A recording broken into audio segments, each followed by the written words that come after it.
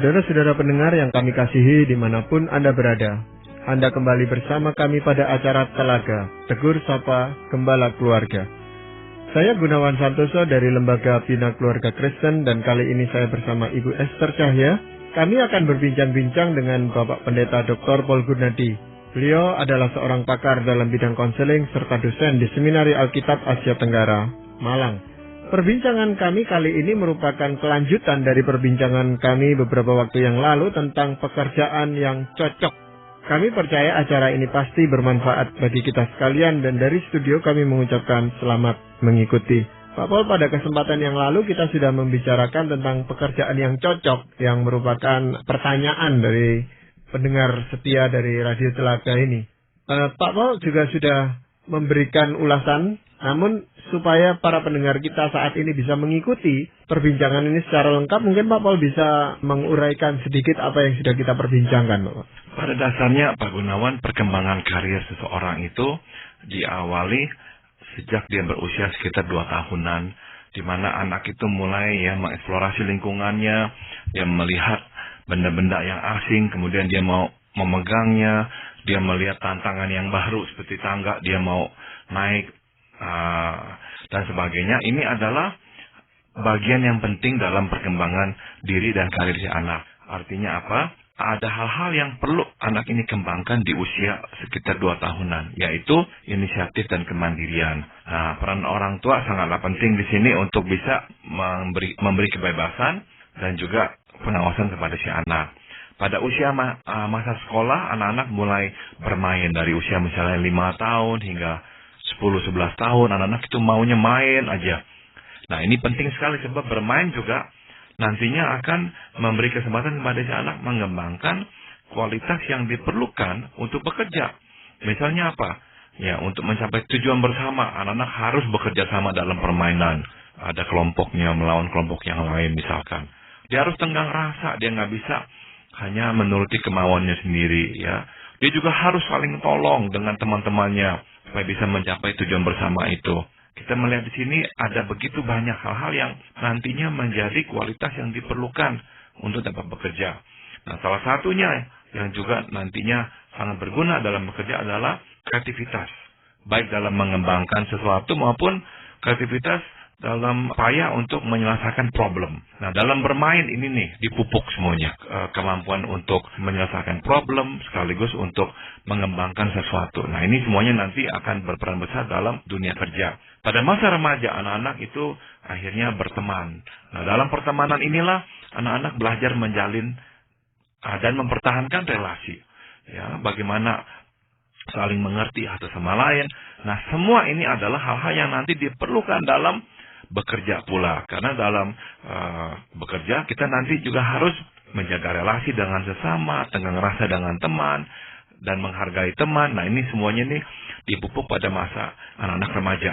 Kalau pada masa remaja anak-anak mendapatkan semua ini, besar kemungkinan nanti setelah dia besar, dia bekerja, dia akan mengalami kesulitan.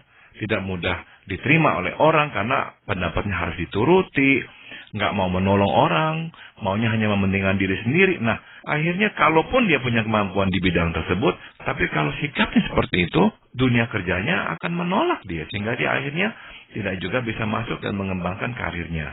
Ya, memang pada masa remaja ini merupakan saat-saat yang sulit baik bagi remaja itu sendiri maupun oleh kedua orang tuanya, Pak Paul ya.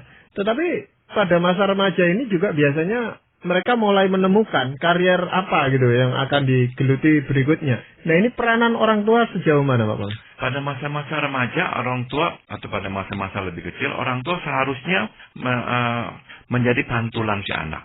Memberikan konfirmasi akan apa yang bisa dilakukan oleh si anak dan apa yang tidak begitu bisa dilakukan oleh si anak. Orang tua seharusnya lah melihat ya perkembangan diri anaknya dan memberikan masukan-masukan itu. Ditambah nanti dengan apa yang si anak akan dapatkan dari sekolah, yakni evaluasi.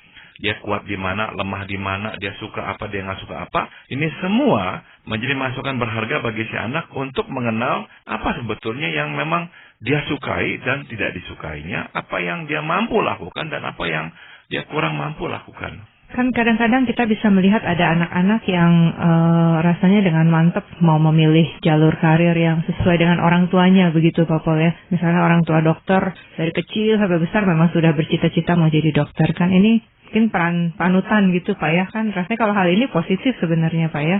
Nah tapi sebaliknya kan tidak sedikit juga yang terjadi orang tua yang memaksakan anak harus menjalani jalur yang sama dengan yang sudah orang tua jalankan. Nah ini bagaimana nih Pak?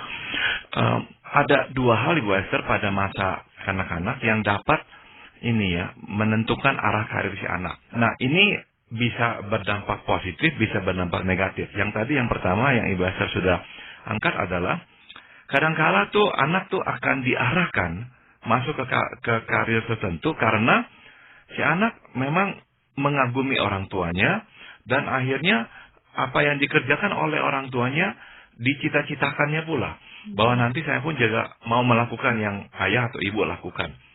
Nah, ini bukannya pasti jelek ya, bukan.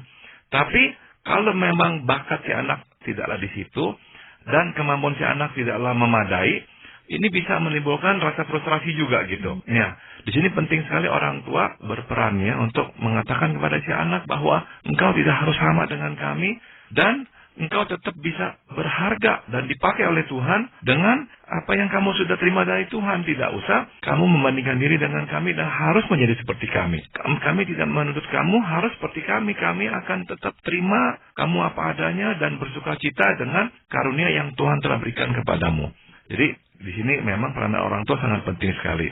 Tapi sekali lagi poin Ibu Esther betul bahwa panutan, kalau orang tua menjadi panutan yang positif bagi anak memang lebih terdorong untuk mengikuti jejak orang tuanya. Dan kalau memang inilah bakat yang diterimanya pula, karunia yang diterimanya pula, nah berarti ya dia lebih cepat masuk ke karirnya atau ke jalurnya.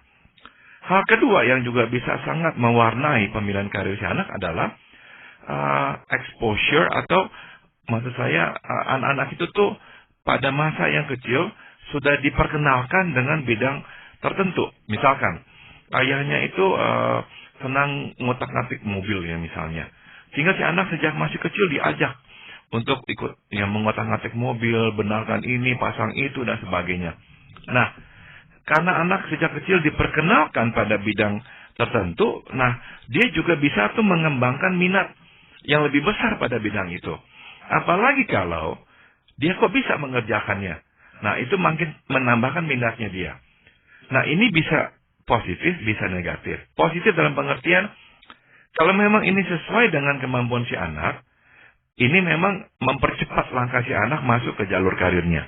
Tapi kalau ini bukanlah minat si anak, nah, bisa-bisa, walaupun dia bisa mengerjakannya, tapi kalau ini bukan minatnya yang sesungguhnya, akhirnya sayang karena yang sesungguhnya dia bisa kerjakan dengan lebih baik, tidak dia kerjakan. Sebab dia sudah langsung terserap pada apa yang sudah diperkenalkan kepadanya pada masa dia masih kecil. Nah, Bapak, kalau anak remaja itu sampai masa remajanya, dia masih belum bisa menemukan karier apa yang akan ditempuhnya, itu bagaimana Bapak? Nah, pada umumnya yang kita harapkan pada remaja adalah sekurang-kurangnya dia tahu apa yang tidak disukainya, apa yang tidak diminatinya. Kalau dia belum jelas tahu apa yang disukainya, apa yang pasti bisa dia lakukannya, saya kira kita masih bisa toleransi. Sebab apa? Memang kadang-kadang perlu waktu untuk memastikan apa tuh yang kita benar-benar sukai atau kuasai. Tapi setidak-tidaknya dia harus tahu apa yang dia tidak sukai. Kalau dia tahu lebih jelas lagi apa yang tidak disukai dan disukainya, itu lebih baik lagi. Ya, karena berarti dia cukup mengenal dirinya. Nah, ini yang diperlukan pada masa remaja, pengenalan diri ini. Sehingga si anak-anak tuh mulai bisa mengarahkan dan menyempitkan pilihannya, misalkan hanya kepada 3 pilihan.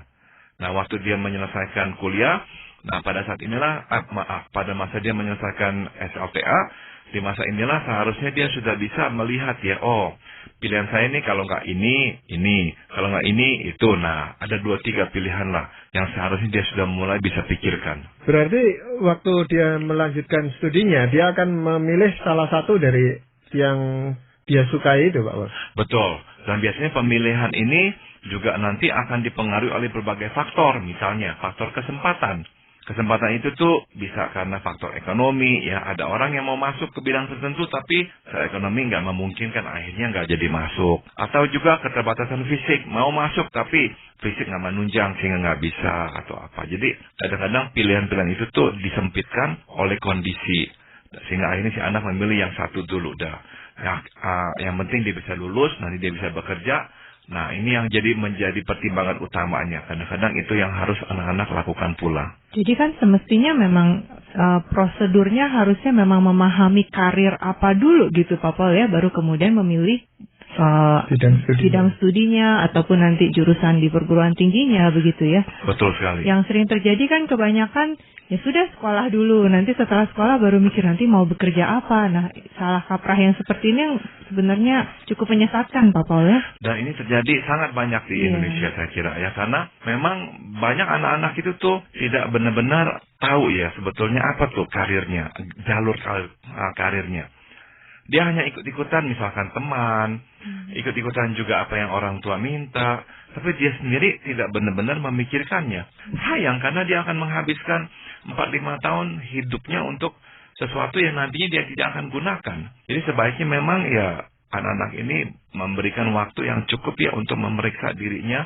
Kalau perlu ya silakan ke psikolog atau ke seorang counselor untuk dapat pertolongan ya, sehingga bisa lebih jelas kira-kira apa tuh jalur karirnya. Ya memang sekarang kan sudah mulai banyak dilakukan di sekolah-sekolah lanjutan, itu sekolah lanjutan pertama maupun atas, psikotes itu Pak Paul ya, penelusuran bakat dan minat anak. Namun tindak lanjutnya yang kurang gitu Pak Paul. Jadi setelah anak itu memilih kelihatan apa yang disukai itu, tetapi untuk tindak lanjut ke depannya yang sulit. Sebetulnya ya, atau sebaiknya anak-anak itu diberikan juga beberapa penjelasan. Misalkan begini Pak Gunawan, karir sebaiknya merupakan perpanjangan dari diri kita.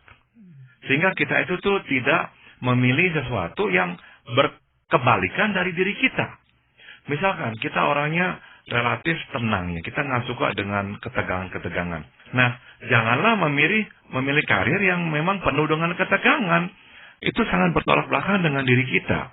Nah, jadi penting sekali kita memang memilih yang sesuai, sehingga karir akan menjadi perpanjangan. Kita orangnya mobile ya, suka jalan, pergi dan sebagainya. Energi kita tinggi. Nah, jangan memilih karir yang mengharuskan kita duduk di belakang meja terus-menerus. Jadi pilihlah karir yang memang merupakan perpanjangan dari diri kita. Sekaligus juga karir itu tuh seharusnya menjadi ekspresi diri. Artinya, kita mau mewujudkan sesuatu, menciptakan sesuatu lewat karir kita. Kenapa ini penting? Sebab kita cenderung merasa baru sukacita, terpuaskan dalam karir kita kalau kita berhasil menghasilkan sesuatu, menciptakan sesuatu. Seringkali kita tidak puas kalau kita itu hanya muter-muter secara rutin. Kita mau melakukan sesuatu yang baru ya, sesuatu yang kita ciptakan. Nah, jadi sebaiknya lah karir juga merupakan wujud diri kita atau ekspresi diri kita, begitu.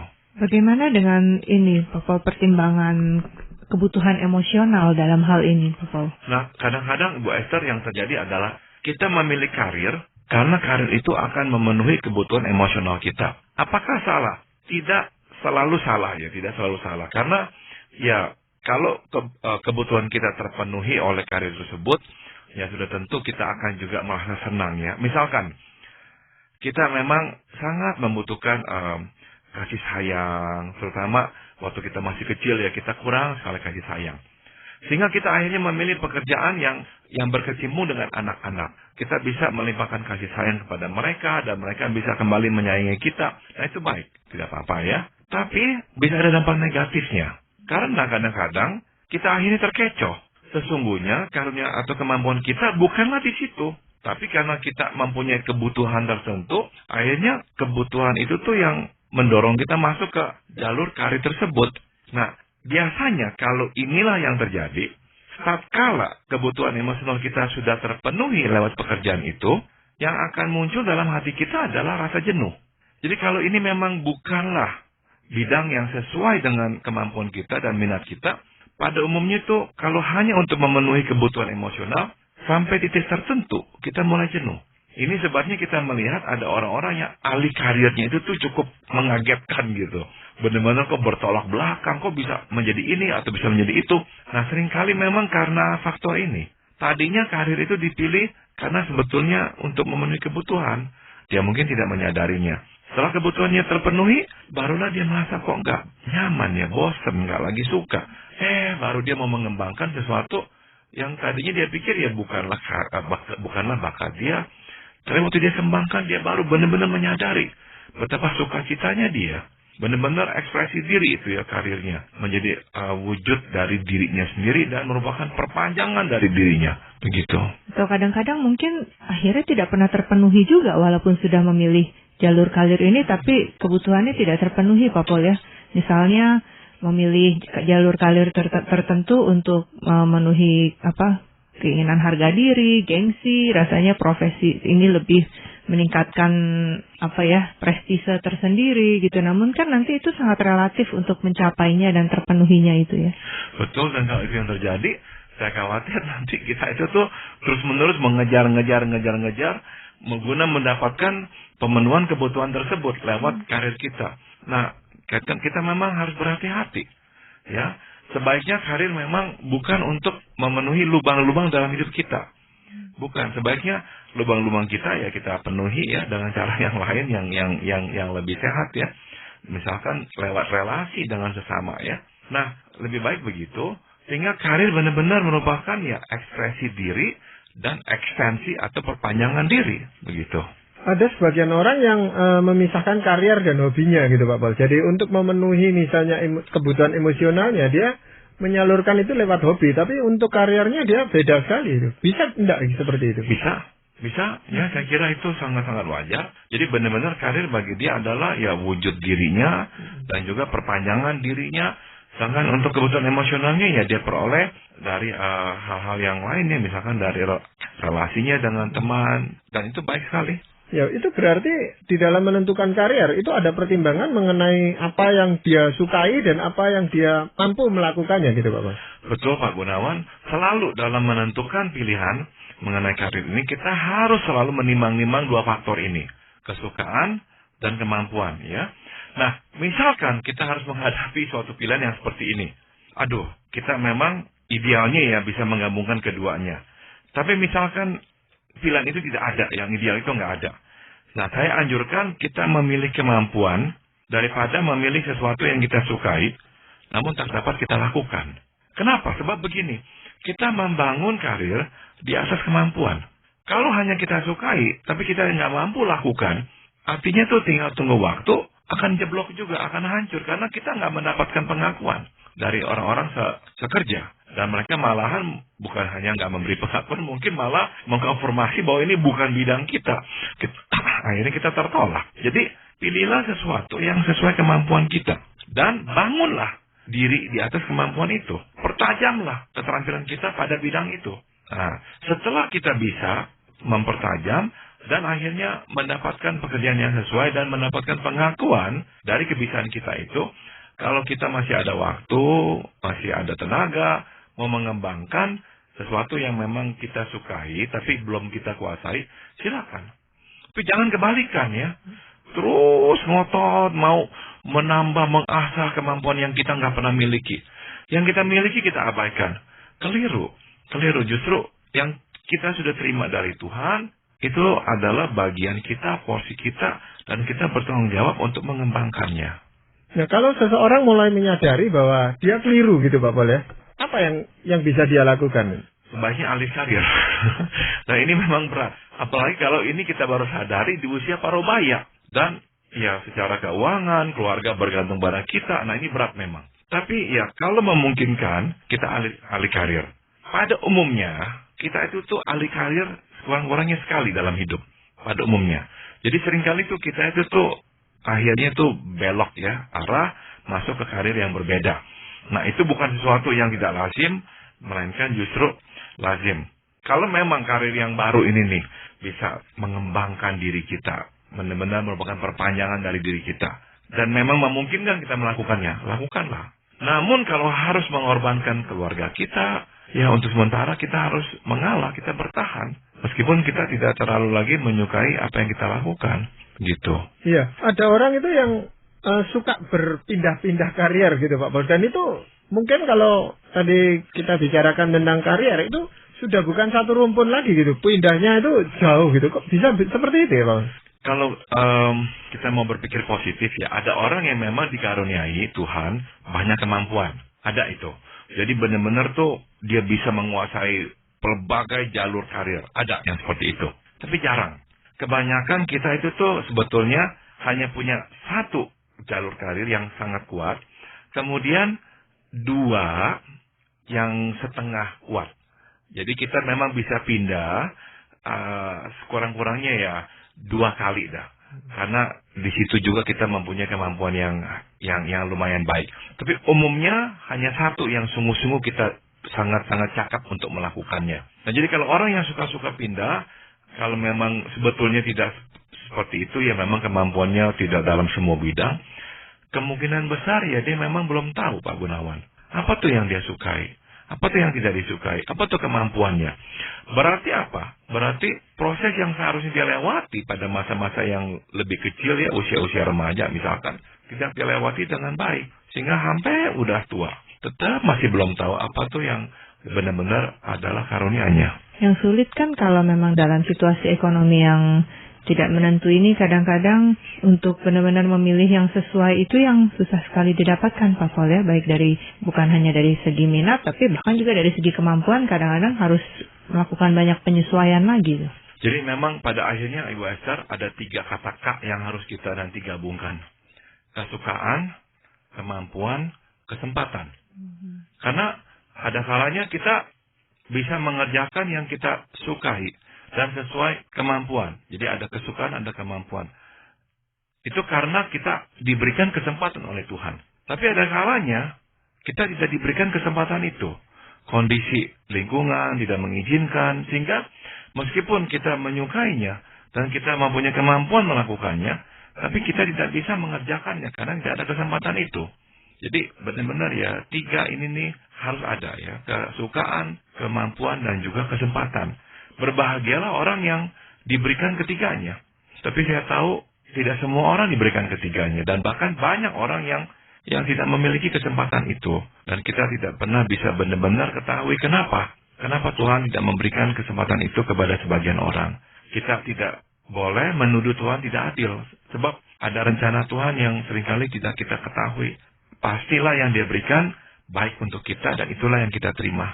Ya, tetapi bagi orang yang bersangkutan ini menjadi suatu pertanyaan besar gitu Pak Paul. Karena kok Tuhan memberikan saya kemampuan seperti itu tapi tidak memberikan kesempatan. Sehingga kan dia merasakan aneh gitu. Pak Gunawan, Tuhan ada kalanya memang menutup pintu ya. Sehingga kita tidak bisa masuk dan mengembangkan kemampuan kita. Tuhan tidak memberikan kesempatan itu. Kenapa? Ada kalanya Tuhan ingin melatih kita.